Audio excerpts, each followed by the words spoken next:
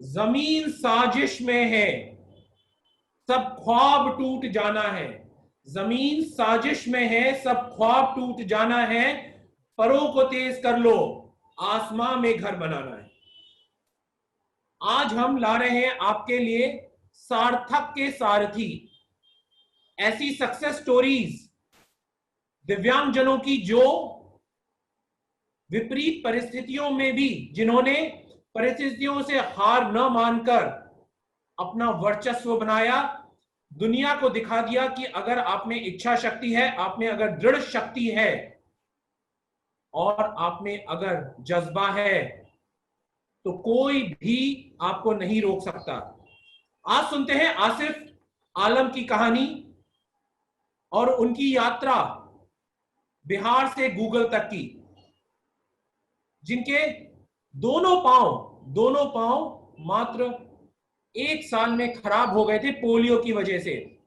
उनके पिता को, उनके संबंधी, उनके पिता के मित्रों ने कहा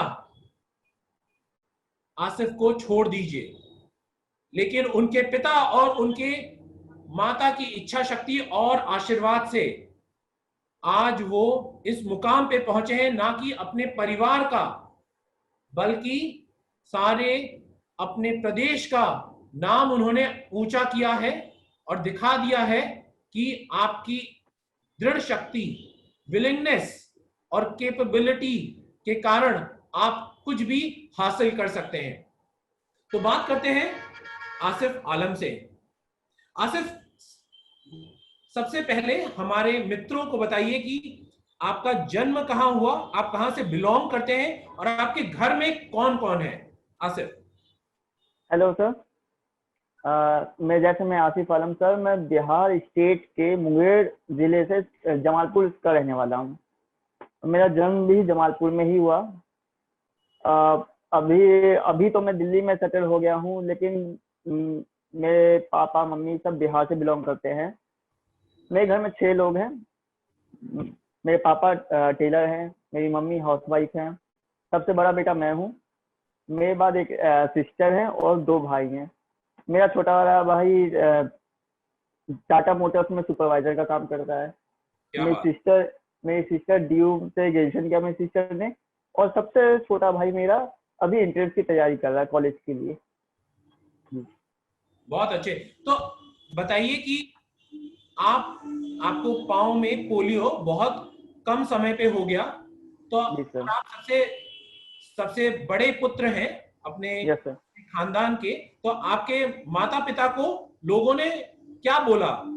कुछ अपने पिताजी, जो आपके पिताजी दर्जी हैं, तो उनको उन पे किस तरीके के सामाजिक प्रेशर, सामाजिक रीतियों ने बोला कि आपके साथ क्या करना चाहिए, क्या नहीं करना चाहिए, और फिर उन्होंने क्या किया? थोड़ा कुछ बताइए। सर, मेरे पापा हमेशा मेरी एजुकेशन चाहते थे, हमेशा चाहते थे कि अच्छी एजुकेशन हो। बट लोगों ने, गांव के लोगों ने या कुछ मेरे अंकल्स ने, उन्होंने बोला कोई फायदा नहीं है इसको पढ़ा के, कभी भी मतलब इसको पढ़ा के इतना बड़े कॉलेज में इतना अच्छी एजुकेशन लेकर क्या फायदा, कोई फायदा नहीं है, कभी कामयाबी नहीं मिल पाएगी। लेकिन मेरे पापा ने हार नहीं मानी और उन्होंने मुझे पढ़ाया। बहुत ज़्यादा स्ट्रगल किया, बहुत ज़्यादा मनी की भी नीड्स रहती थी, बहुत ज़्यादा दिक्कतों से उन्होंने मुझे एजुकेशन दी है। अपना कुछ बताइए कि किस तरीके की आर्थिक समस्याएं आपके पिताजी के सामने आई, तभी भी आपके पिताजी डटे रहे। कुछ अपने आर्थिक परिस्थितियों के बारे में बताएं उस समय के लिए। सर, जैसे कि आप जान सकते हैं, टेलर की इतनी ज़्यादा सैलरी या इतनी ज़्यादा इनकम नहीं होती है। और जैसे मेरे पापा ने, जब मैं पोलियो हो गया मुझे, तो मेरे पापा ने बिहार छोड़ के दिल्ली शिफ्ट कर गए मेरे इलाज के लिए। एम्स में इलाज हुआ मेरा चेन्नई में इलाज हुआ। तो और पोलियो का ट्रीटमेंट उस टाइम काफ़ी ज़्यादा महंगा था। तो मतलब इतनी कम इनकम में घर भी चलाना है, और फिर मुझे मेरी एजुकेशन भी साथ साथ चल रही थी, मेरी एजुकेशन कभी नहीं रुकी है, और मेरा ट्रीटमेंट भी होना, तो बहुत ज़्यादा मुश्किल आता था। मेरे पापा डबल शिफ्ट काम करते थे, इस टाइप की बहुत ज़्यादा दिक्कतें रहती थी सर। दर्जी होने के साथ, डबल शिफ्ट काम करने के साथ आसिफ के पिता ने हार नहीं मानी और प्रयत्न करते रहे कि उनके पुत्र को अच्छी से अच्छी शिक्षा मिले। आसिफ बताइए, तो आपने फिर कहाँ से पढ़ाई की? आपका आपका जो लड़कपन है और आपकी जो आगे ग्रेजुएशन पोस्ट ग्रेजुएशन कहाँ पर हुई, कैसे हुई, और आप आज क्या करते हैं, कुछ और बताइए। सर जब मैं दिल्ली शिफ्ट हो गया तो मेरे पापा ने मेरा यहीं स्कूल में एडमिशन करवा दिया। पहले लोकल स्कूल में एडमिशन हुआ मेरा। उसके बाद 9th क्लास में जाके मैं जब लोकल स्कूल से जब मैं 9th क्लास तक पहुंचा, 9th क्लास में मैंने जामिया का एंट्रेंस क्रैक किया। उसके बाद मेरी सारी स्कूलिंग वगैरह सब जामिया से हुई। मैंने बीटेक किया है कंप्यूटर साइंस में, और अभी राइट नाउ मैं एमबीए करने जा रहा हूँ जामिया से ही। और अभी मैं सीनियर एनालिस्ट के पोस्ट पे ग्लोबल लॉजिक में वर्क करता हूँ सर। क्या बात है! तो आपने, आसिफ, बीटेक कंप्यूटर साइंस में, ऐसा बच्चा जो शायद पढ़ाई भी नहीं कर सकता था, उनके पिताजी के जीवट से और आपके आत्मशक्ति से आपने बीटेक क्लियर किया। उसके बाद आप आज एमबीए करने जा रहे हैं। और ये ग्लोबल लॉजिक के बारे में बताइए, और इसका गूगल से क्या संबंध है, कुछ बताइए। सर ग्लोबल लॉजिक बहुत बड़ी मल्टीनेशनल कंपनी है और इसमें लॉट्स ऑफ प्रोसेस हैं। ठीक है, उसमें सबसे बड़ा नाम गूगल का आता है। ये गूगल के हमारे गूगल क्लाइंट है, गूगल के लिए काम करते हैं। और भी क्लाइंट्स हैं बट गूगल मेन है हमारा। और मैं गूगल प्रोसेस के लिए काम करता हूँ। मेरा क्लाइंट गूगल है तो मैं पूरा वर्क गूगल के लिए ही करता हूँ। क्या यस सर। बात है! तो आपने बीटेक क्लियर किया। इसमें बताइए कि किन किन संस्थाओं ने, किन किन लोगों ने आपकी सहायता की, आपके पिताजी और आपकी माताजी के अलावा? तो इसमें सार्थक का क्या क्या रोल है, कैसे कैसे हुआ, कुछ बताइए।